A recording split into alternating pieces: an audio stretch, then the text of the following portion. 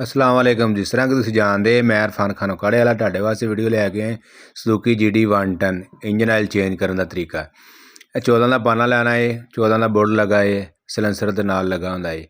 14 number के पाने का बोल्ट लूज करना है, बोल्ट हथ नाल खोल लेना है, थल्ले कोई चीज़ रख के मोबाइल करना है। तुहाडे सामने चेक करो, आयल आ रहा बाहर, आयल बाहर निकल रहा है, अंदर आयल टोटली बाहर निकल रहा है। ठीक हो गया। थल्ले डब्बा वगैरह कोई रख लो, आयल कड्डो इंजन का।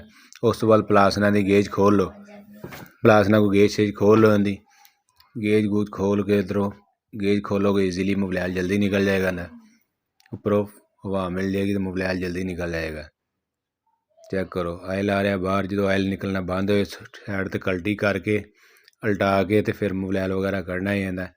इहदे लीटर पैंदा पूरा मोबाइल। साइड में कल्टी करांगे, देखो तुहाडे सामने जिस तरह मैं कल्टी कर रहा, परली साइड में कल्टी कर लो, उरली साइड में कल्टी करके मोबाइल कढ़ांगे बाहर। ਜਿਹੜੇ नवे दोस्त मेरे वीडियो देखने वाले आए ने, मेरे चैनल लाइक सबसक्राइब लाजमी करो क्योंकि आने वाली नवी वीडियो तुहाडे तक पहुँच सके। लाइक सबसक्राइब करोगे नवी वीडियो तुहाडे तक पहुँच सकेगी।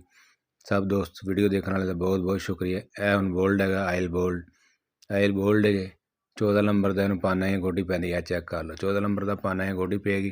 पहले चूड़ी हथ नाल सीधी करके लगानी है, हथ नाल चूड़ी लगा के एंड ते पाने गोडी लगानी। पहले पाने गोडी नहीं लानी, चूड़ी हल्की टेढ़ी लगी सिल्वर की होंगी।